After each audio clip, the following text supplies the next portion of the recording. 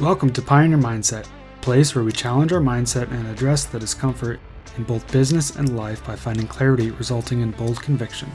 I'm your host, Garrett Ruskamp, fifth generation farmer, husband, and father from rural Nebraska. Whether you're navigating frustration from past decisions or worry about the uncertainty you face today in your business, we're going to learn from our struggles and take on new challenges with a resilient mindset. Join me as I share my journey of struggles I've faced in agriculture as a farmer and family man. I'm ready to dive into honest conversations to tackle the mindsets surrounding key issues that rural ag business owners face that will ultimately help you gain control, leading to a profitable and sustainable business. Let's adapt to Pioneer Mindset and get to it.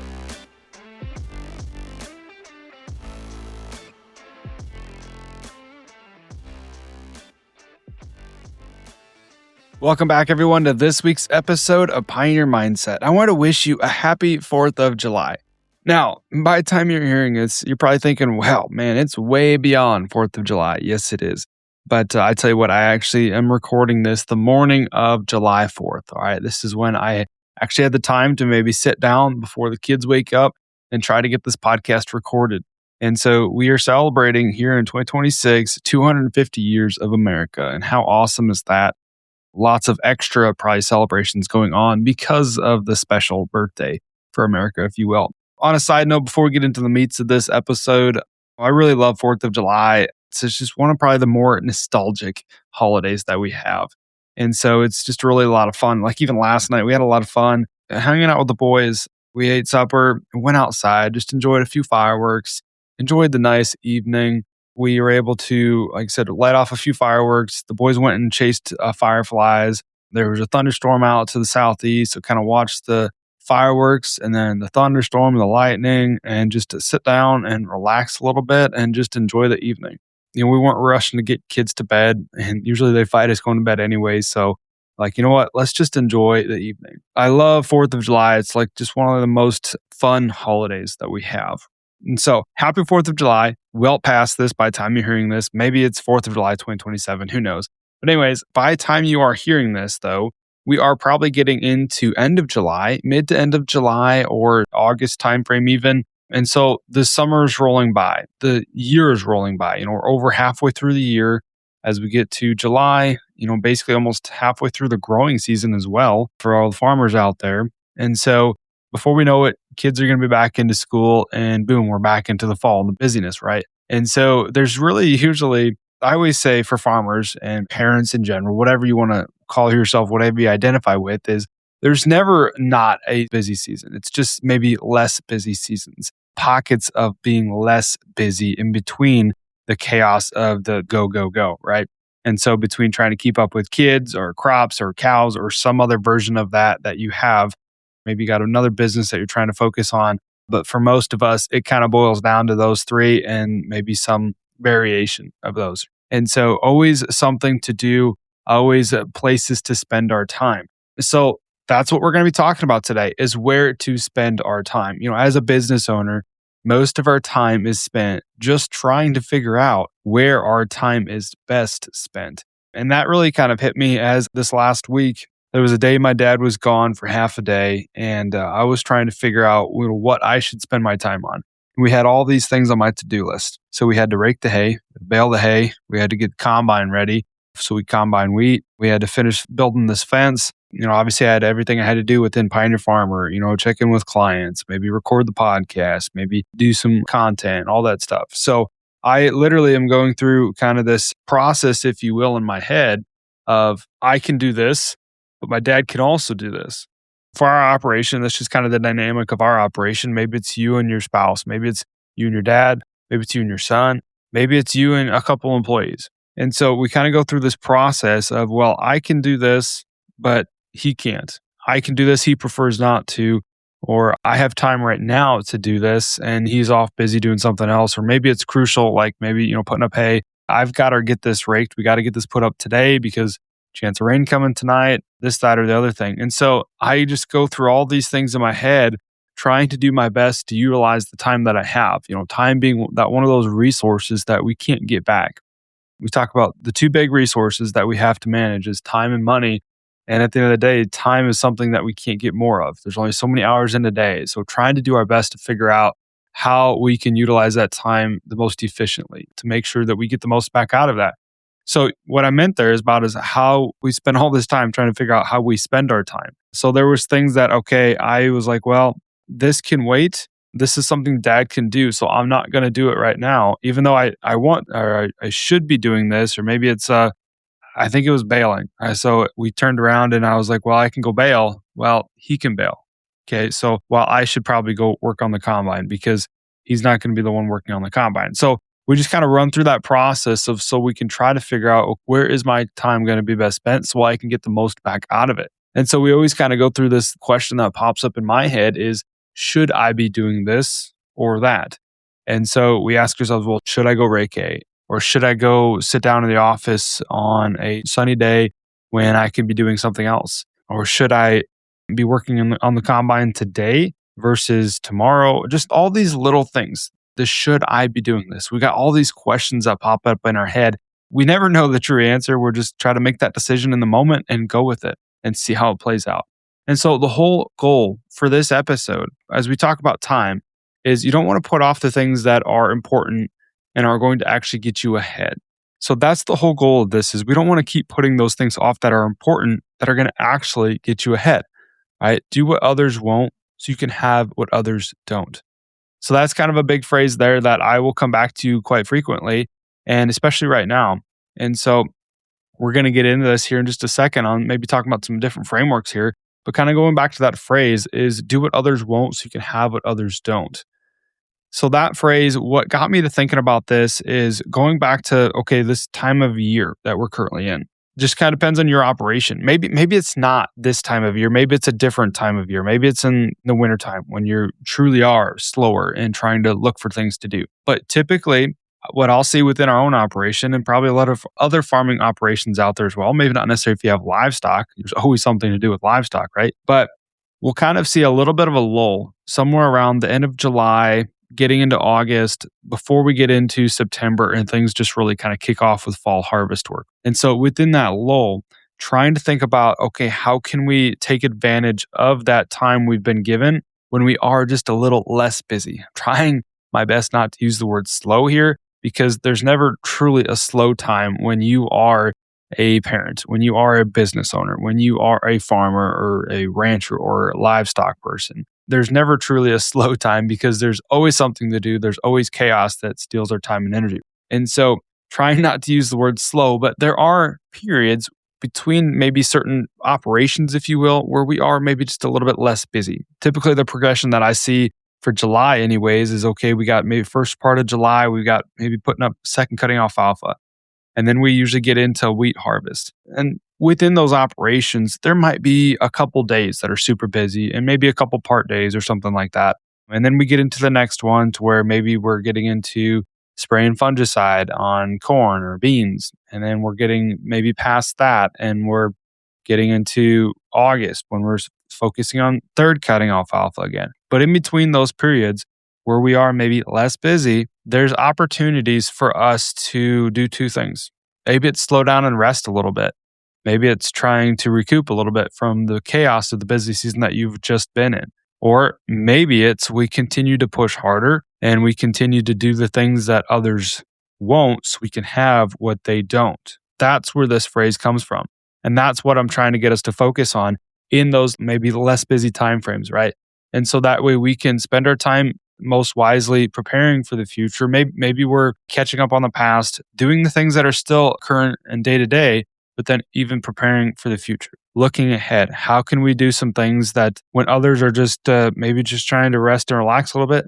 Nothing wrong with that, by the way. We're going to get into what that looks like too, but also just pushing harder even when everybody else is busy. Okay, doing more than what everybody else is currently doing, even if they're already busy, so we can do what others won't, so we can have what they don't. Okay, that's what it all kind of comes back to, is that phrase there and some variation of that phrase to kind of remind us that there's things we can do to kind of get ourselves ahead, things we can do to prepare for the next busy season. And so I wanted to dive into the framework quick that I've mentioned on previous episodes And I'm going to probably keep bringing it up because I really like it. And it's basically the framework of important versus urgent. And so I brought that up a while back. If you didn't catch that, basically what we're talking about here is, what's truly important. Anything that's actually going to serve you in your business long term. Right? I say you and your business because maybe we're talking about time within the business. Maybe we're talking about time with family. And that's definitely going to serve you as well. And also, what's important maybe keeps the business alive, really helps keep the business alive, keeps the business thriving. So, yeah, we talk about the day to day things, feeding the cattle. Got to feed the cattle in order to keep the business alive, right? Got to spray the crops in order to keep the business alive. We got to do all these other things. But then we also talk about, okay, now what's urgent? What's urgent is usually there's always going to be things that are going to be urgent and require your attention. I'd say the things that are urgent are kind of the squeaky wheel things, the things that steal your attention. Maybe the things that don't necessarily need to be done, but you want to do them. Maybe they're at the front of your attention. Maybe it's just the little things, right? That you've put off for a couple months now and we just finally got to do it so you can check it off, so you can stop thinking about it, even though it's really not that big a deal, even though it's really not super crucial to your operation. And now I will say the hard thing about important versus urgency is it's very subjective. It's not black and white. It's not this or that. It's very subjective and it's very in the eyes of the beholder, if you will. In your eyes, your opinion on what's important versus urgent and the different tasks as we label them are going to be very different compared to me or somebody else in their worldview and how they see things, and especially within the business as well. And so trying to basically establish that as best as we can, realizing it's not going to be perfect, but using that as a framework to kind of go back to how we spend our time so we can get the most out of our time, return on time, ROT, and even just trying to be efficient with the time that we've been given. And so going back to like important versus urgency, kind of using this as a framework, kind of as we go about our day, as we maybe start the week off, if we're able to maybe sit down on a Monday morning, lay out everything that needs to be done and realize, okay, what is actually important versus what's actually urgent? Is washing up the planter, is waxing the tractor, if you will, is doing all these little things. Is it finally the project in the shop that it's been there for, a year? Is that truly important? Or is it important to maybe focus on the marketing plan ahead of the fall? Is it important to maybe sit down and get the books updated? Maybe take care of bills and invoices from the past? Maybe actually look at the invoices, make sure everything's correct there. What's actually truly important? So that's kind of what we're trying to talk about here when it comes to a framework, giving us something that we can kind of walk ourselves through, okay? As everything comes up, we can look at this and then use this as a way to help identify where our time is best spent. And sometimes it's going to happen. We're going to be just doing all these things that are super urgent. But when it comes to just constantly doing everything that's urgent means just kind of top of mind, wanting to take care of it now. Squeaky wheel gets the grease, stealing our time, energy, and focus. If we spend all of our time doing the things that are only urgent, this is where all of a sudden we step back, 5 years goes by, 10 years goes by, 2 decades goes by, and we're like, I just feel like I've never accomplished anything. I just feel like I was just living in survival mode this entire time. I just feel like I'm just literally putting out fires. Well, yeah, fires are pretty damn urgent if you ask me. Yes, they can be important for the business to make sure we get the fire put out. But at the end of the day, that's where we sit back and it just feels like we haven't done anything. If we're just constantly behind the 8 ball, tackling what's urgent and not truly focusing on what's important, the things that are going to serve us long term, serve us in our business, and keep the business alive. So trying to use that framework to walk through kind of those different scenarios that I was talking about before. I mean, obviously we got to make hay while the sun shines. We got to make sure we can't get paid for the hay unless we get it put up or even put up right and all those little things, right? So that's the big thing here is, as we go back to that question that I asked before, and I ask myself all the time is, should I be doing this or that? Well, maybe trying to utilize this framework of important versus urgent to help answer that. That's the big thing there. So now going back to, okay, what are the things when we get into a quote unquote less busy time that we need to kind of be focusing on? And I'd say it kind of boils down to these 3 different buckets, okay? These 3 different buckets, if you will. Maybe if we're following up a super busy season, and I'd say, once again, I record this, like I said, beginning of July 4th, right now, July 4th. And so I'm seeing, okay, we're coming off the really busy season and we're kind of in a less busy season. Still going to be different tasks that require quite a bit of our time and energy. but I'm seeing, okay, maybe we put a lot of stuff off earlier. So this comes down to three different buckets, like I was just talking about. There's always going to be the day to day tasks that we need to do, especially if you're a livestock guy. We always need to do these day to day tasks that kind of come up, the usual things, right? Maybe it's feeding the cattle. Maybe it's, taking care of the cows, checking the pasture fence, moving fence for the cows in the pasture. Maybe it's hauling grain if we've sold grain. Maybe it's these things here and there that just always kind of come up. Maybe it is the baling the hay or raking the hay or combining the wheat or spraying the fungicide. Maybe it is those things, the day-to-day stuff, anything with livestock, right? All those things are going to come up that need to be taken care of because once again, they probably are crucial for the business to stay alive is we need to make sure we do those things. I understand that. And so that's kind of bucket number one is the things to do or the day-to-day tasks. Now, bucket number two, I would say is the things that we need to catch up on, things that didn't get done. So now we're looking back, we're like, oh man, got maybe 2 months worth of bills or invoices that we've just kind of pushed off, or maybe we wrote the checks but we didn't file them, we didn't take care of getting them entered into QuickBooks or kind of getting them documented, recorded, all that stuff, or maybe we just paid it, we didn't even look at anything. And so that might be just anything that happened in the past that we're trying to catch up on. That might be things that we just haven't been very good at the last couple months if we've been busy in just the hustle and bustle. So maybe that's even connecting with key relationships within the business. That's one thing I was actually thinking about is we don't always do that enough, or it's like, oh man, I haven't talked to the landlord for quite a while. I should maybe just kind of touch base with him, kind of let him know how things are going this year, see how things are going for him. Or maybe I haven't even touched base with the banker. A lot has changed since we probably were in the banker's office. Hopefully you were in the banker's office sometime this spring when you did your line of credit renewal or just went in for your annual checkup, kind of your annual review there. Hopefully that you were in there and you kind of caught up on a lot of things. But hey, a lot has changed since then, right? Markets went up, markets went down. You got the crop in the ground. So how did that go? So maybe just kind of updating those key relationships and checking back in with them. I would say that's kind of maybe some things of the past. And even looking back, like I said, I mentioned it earlier, looking back on previous invoices, double checking everything's right there. I bring up that scenario specifically because this actually just happened for us. Once again, when we are in the midst of the busy season, so for our operation, we delegate paying the bills as far as my wife takes care of that. So I don't do that myself. All the invoices come in, I might see them, I might kind of glance at them, but when it comes to physically writing the checks, recording all of that into QuickBooks and make sure we're documenting all that stuff and getting the checks taken care of and actually sent out, a lot of times that's my wife's job. So I don't necessarily see the invoices directly. And so I don't see, okay, wow, man, that number looks like a lot, or okay, that makes sense. I don't see that. And so there happened to be an instance where we had an invoice coming through from our co-op. And it was $20,000. And she's like, hey, you want to check this? I don't know. It just seems like a lot. And so I was like, okay, yeah. Usually whenever she brings those things up, I've got 10 other things on my mind. I'd rather just be doing, trying to make hay while the sun shines, right? Trying to go do everything else that we got to do in the midst of that busy season, that current busy season, I should say. And so I don't really pay a lot of attention to it. And that might be the case for you. Even if you're writing the bill, you're like, all right, I got to write this so I can get out to the tractor and rake hay, right? Usually maybe it's coming back to those things and catching up on them. Maybe you've paid it already, but hopefully we can catch some of those different things before they actually go through. Because once they do go through, it's a lot harder to fix them. One, it's a lot harder to fix them, but two, we are usually less ambitious to fix them. So if maybe you already wrote the check, you're like, well, it doesn't seem right, but it could be. I'm sure it's fine. They're not going to screw me, right? I know it's probably fine. And so we usually maybe don't necessarily go back and look at it, even if we're just looking on the books, right? And so back to this invoice specifically, kind of giving you that example because it was a really good one. What happened was it was $20,000 invoice, but I'm like, man, we've got a lot of prepay.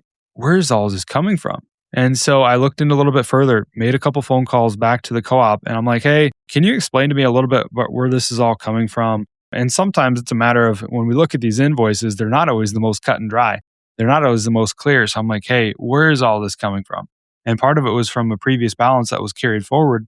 And they're like, well, there's this and that. And we had this $8,000 worth of starter. And I'm like, hold on, pump the brakes. We don't get starter from you guys. So that was probably billed to the wrong account. Maybe can you send me some details on it? Can you send me maybe when it was picked up and all this other stuff? I'm like, I've got a pretty good idea as to how that got mixed up.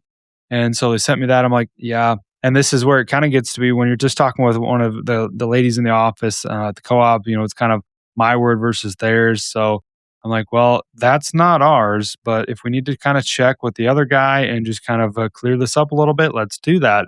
By all means, I'm not telling you just to take dollars off our account, but that's not ours, right? And so there was $8,000 that we pulled off of that invoice. So we got that cleared up.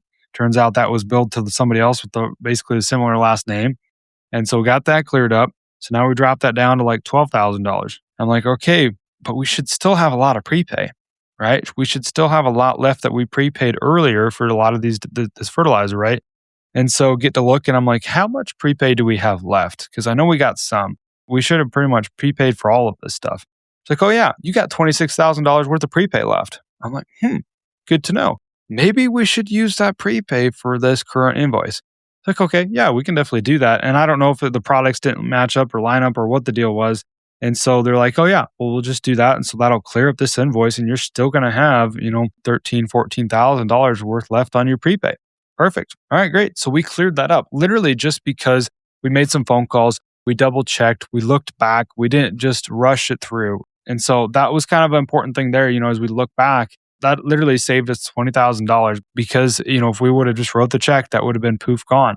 And so because we took the time to look into that a little bit further. So that's bucket number 2. Spent a lot of time on that one because right after, when we're going through those really chaos times, we put a lot of stuff off. A lot of things don't happen or maybe don't happen the way that they should. So that's bucket number 2, kind of looking back, catching up on things that were. Now, bucket number 3 is where we kind of start to focus on getting ahead, being a little bit more proactive. And this is preparing for the future. All right. Doing things in advance, being proactive. That might be looking ahead. What can we do in this less busy time frame, maybe in this time that we do have, and really focusing on going forward. What does things look like going forward? Being proactive. Okay. So what I'm talking about here is the updating books. I just mentioned that before. Updating books in bucket number 2 on catching up. Well, that might be updating just things that should have happened in the past or that you didn't do. Now we're talking about updating books moving forward. And for the reference here, talk about books, updating books. There's so many variations of that. That's just kind of the term that we use to talk about business, numbers. Updating books might be just the different things that we need to manage and to analyze as business owners. All right. We just kind of throw that term out there so general and we just kind of use it so loosely. Right. Well, before what I meant, when we talk about bucket number 2, catching up, is updating books might be literally just paying the bills, getting everything entered into QuickBooks, into your records keeping system, making sure everything was billed out properly. If you had any accounts payable, accounts receivables, getting those all taken care of. That's what I was kind of talking about. Anything that's in the past. Now looking forward, talking about updating books here. Now I'm talking about being proactive in updating your cash flow, maybe even updating break evens. At this point, we've got pretty much, I'd say 95% of what we're going to be putting into this crop is already set. Maybe you've got some fungicide passes, some late season foliar feed passes, maybe some stuff like that you haven't actually applied, but pretty much everything else is going to be, applied. And so we can update our break evens, update our cash flow, update our balance sheet. Those 3 different things there, they're kind of the 3 critical components as a business owner that we need to manage. And so we can really update those and change a lot of things. On the cash flow specifically, we get to another month. So if we're trying to manage a monthly cash flow or even the QuickBooks, just keeping that updated as we move throughout the year and as things change, we really update that. The break even or the cost of production, like I said, we've got 95% of what this crop is going to take into it, right? And so now we can say, okay, well, I spent this on seed, fertilizer, I've got this much into, our crop insurance, and I've set this stuff up in place. And we could just lay all that out. We obviously got our spring harvest price, and so we can make sure that's updated. And then, yeah, we don't know what the crop's going to make, but a couple of those variables are still unknown, but get it more updated so that way in the crucial time frame, when we get into, say, harvest, now we got the fall discovery price, or maybe we've got our marketing plan so we can update those prices there for the crops. Or maybe we've got everything, the crop is pretty much made. So all we got to do is enter in the yield. And now all of a sudden, boom, we got our break evens. Now we got our cost production for these fields. What's our break even marketing price? And then even on the balance sheet, this is another really important one. When it comes to the balance sheet, most folks, if this is you, by the way, no shame at all. It's just something that's pretty common is we are basically only taught and trained that we need to update the balance sheet once a year. when it comes to maybe getting back into that banker's office, after the first of the year. And it's very important to update the balance sheet on it consistently. So whenever you're looking at trends, looking back, that's a lot of times why the banker says, well, you'll really only need to update this at the end of the year. And for their sake, yeah, maybe they only need to see it once a year. Maybe they only need to see things, on that same time frame so that way they can look back and do trend analysis, right? So that might be part of it. But from an operational standpoint, well, I just want to ask you, how often does your business change? How often do things change? Do things move around and things get switched up a little bit? Yeah, like almost daily. And so I'm not saying we need to update the balance sheet daily, but I would say definitely consistently trying to shoot for maybe once a month, maybe once every couple months, trying to say, okay, now at this point in the year, end of July, maybe we've got almost everything into the crop. So now we look back on the balance sheet from the last time we did it. Maybe it was like I said, maybe February, maybe it was December, January, sometime in there.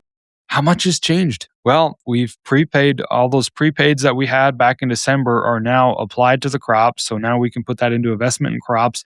Maybe we started to harvest some alfalfa. So now we've actually got some crop and feed inventory. Maybe we purchased some more fertilizer in season. So now that's, investment in crops there. We paid the cash rent. So that's investment in crops.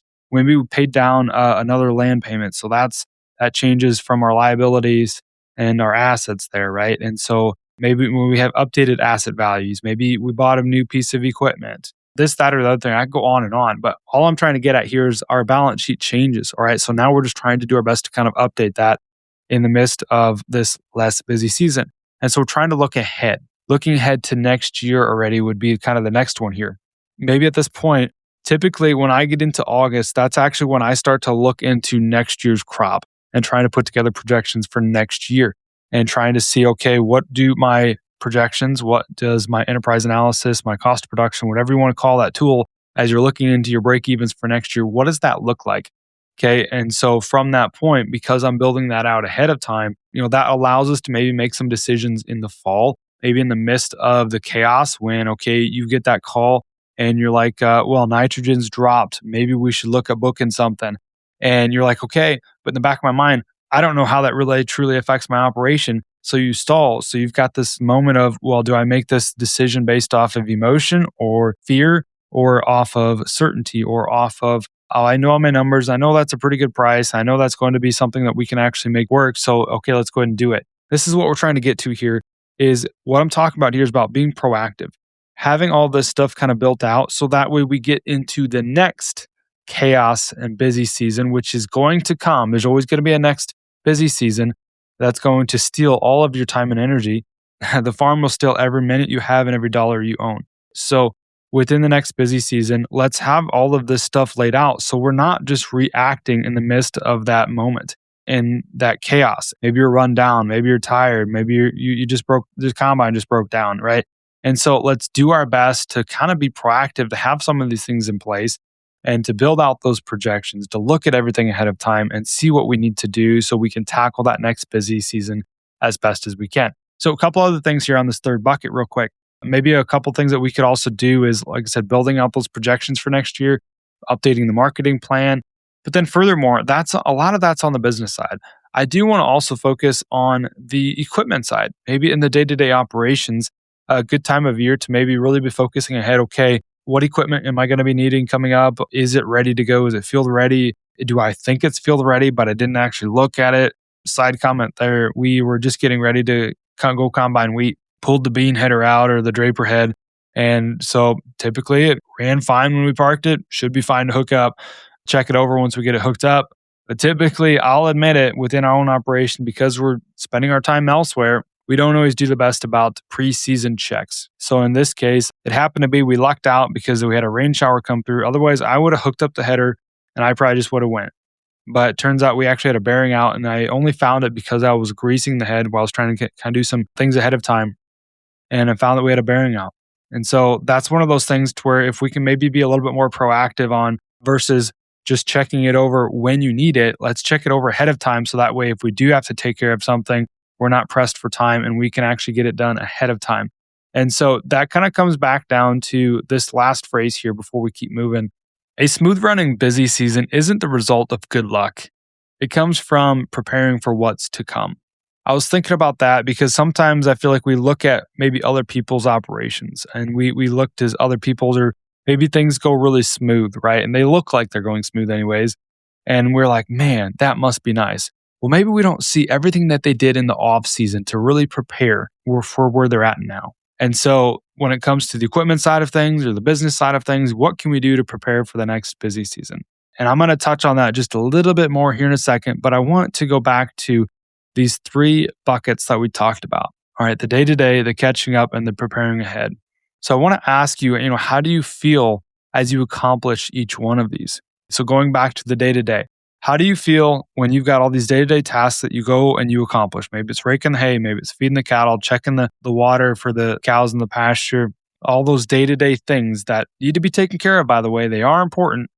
How do you feel after you accomplish those things? Well, you feel good, right? You usually feel like you got something done, but also at the same time, you feel like you're just kind of surviving, just kind of living, just kind of doing what's required for that day. And so it might be those things that we just do constantly, day in, day out. Yeah, we're getting things done, but it maybe doesn't necessarily feel like we're getting ahead a lot. That's how I feel, anyways, when it comes to day. I'm going to tell you how I feel. I'm asking you to acknowledge how you feel in those moments as well. And so for the next bucket here is catching up. Maybe we are finally getting to a point where we can catch up on everything that didn't happen that we would have liked. So that's maybe paying the bills, double checking those invoices, maybe connecting with those key relationships, maybe just doing anything that should have maybe been done prior to this, just kind of catching up and literally just catching up on everything that didn't get done. It feels really good. I don't know about you, but once we get those things done, maybe it's been something that's been on your to-do list for a couple months now. Maybe, by the way, those are urgent things and not necessarily important. But either way, when we're trying to knock those things off the to-do list, when we're checking them, when we're getting them done, that feels really good, right? Finally checking those things off, almost like a weight of burden lifted. But at the same time, you've been carrying that weight of burden. And so probably feel a little bit tired and probably like a little bit of anxiety because you know it should have been done sooner. Or I should have checked in that banker like 2 months ago when things really changed or when we could have updated him. Or I should have checked in that on that invoice 2 months ago when it came into the mail. Or maybe I didn't get it paid. And so I didn't get that early pay discount because we weren't organized or we just put it off. Or we went and we made hay while the sun shined. And that was important. But also it's important to save us some money on these invoices. And so there's a bit of almost anxiety around that. Yes, it feels good to check it off, but it's not like a great feeling. Now, bucket number 3 here, preparing for the future or being proactive. We're really trying to just take control. We're really trying to get ahead with everything that we do there. That's one of those things that when I can actually spend my time focusing on bucket number 3, when I can be proactive, when I can focus on maybe projections, looking ahead, maybe updating the break evens so I know exactly what my crop is worth and how I can do my best to market that. And updating that marketing plan, maybe talking with the marketing advisor, the grain merchandiser, and putting some plans in place, being proactive there, when I can get the equipment even set up and ready to go. And so that way, when the time is fit, we're ready to go, we can hammer down. When I do all those things in bucket number 3 to be proactive, man, I feel like I'm actually in control. I feel like I'm actually doing the stuff that I'm supposed to do. I feel good. I feel like we're heading in the right direction. I feel organized. I feel on top of things. I feel like we're just doing a good job. And so I don't know about you, but I would much rather live in bucket number 3 and feeling really good about what we're doing and where we're going. And so there's going to be times where we're in different buckets all the time. We're different variations of that. Maybe we're doing a little bit of each every single day. But going back to what's urgent versus what's important and kind of using that framework to decide how we spend our time each and every day. There might be things that we just get put off because they are not super quote unquote important. And so just trying to use that as a framework as we go about how do we spend our day and how do we spend our time. And going back to should I be doing this or that and using that important versus urgent framework and utilizing those 3 different buckets that we have. And really, I bring up the fact of, okay, how do each one of these make you feel? Because how you feel after doing them should be kind of an indicator of where we spend our time as well.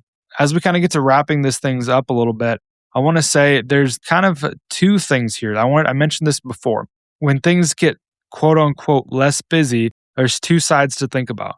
We talked about it before. the go, go, go, go, go. So now we're going to take some time to rest and prepare for the next season. I don't think that's necessarily a bad thing. I don't want to make sure that we're getting burned out here. I'm not trying to tell you, especially not trying to tell your wife, if you use this as a disclaimer, by the way, if you use this episode to tell your wife, well, just Garrett said I can keep working and doing all these things, even though we're supposed to be, taking some time off or doing the honey-do list, all these other things. No. Not saying that. Some of those things with the family are definitely important. Okay, that's where we got to manage that dichotomy there a little bit, right? That's definitely important. But I also want to acknowledge that, like I mentioned before, there's two sides to this, and it's a really big dichotomy that we need to choose. Okay, where are we going to kind of manage this a little bit? Can we rest up a little bit because we've been super busy and hammered down, so we don't want to get burned out? But how can we also continue to prepare and continue to work and continue to grind so we can take advantage of the time that we do have? And so there's the other side. There's the go, go, go, take the time to rest and prepare for the next season, or do as much as you can in the busy seasons. So this goes back to that phrase is do the things that others won't so you can have the things that others don't. I really like that phrase. I really do. However, my last comment on this is I feel like we need to twist this a little bit, because whenever I say that phrase and we say what others won't and what others don't, we are comparing ourselves to others.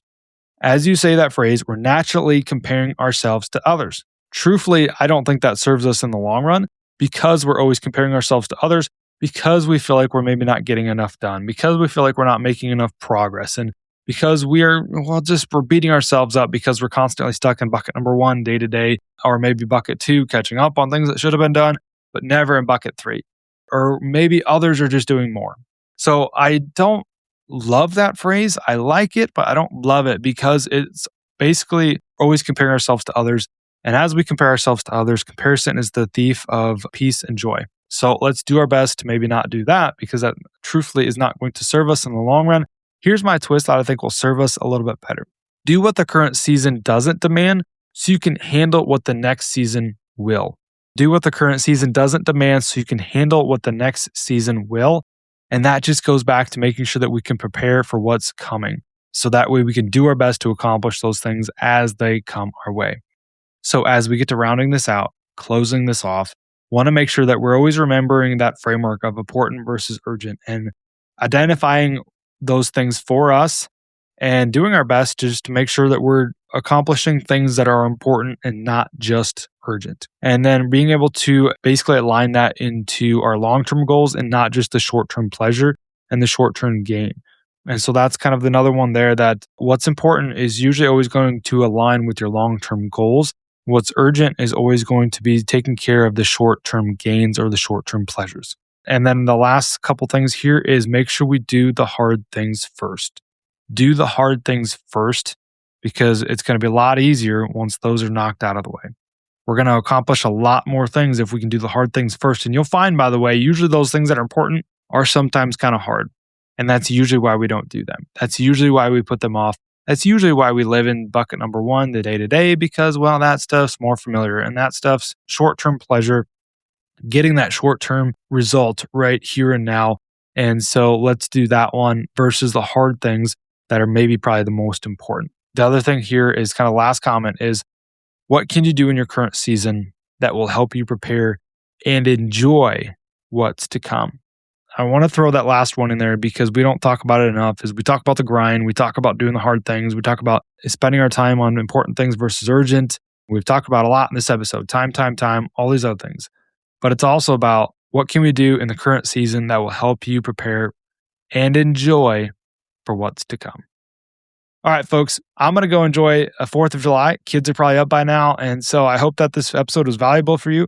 I hope that there's something maybe hits home or resonates for you, or something you can actually take home and use to spend your time more wisely, to spend your time more efficiently.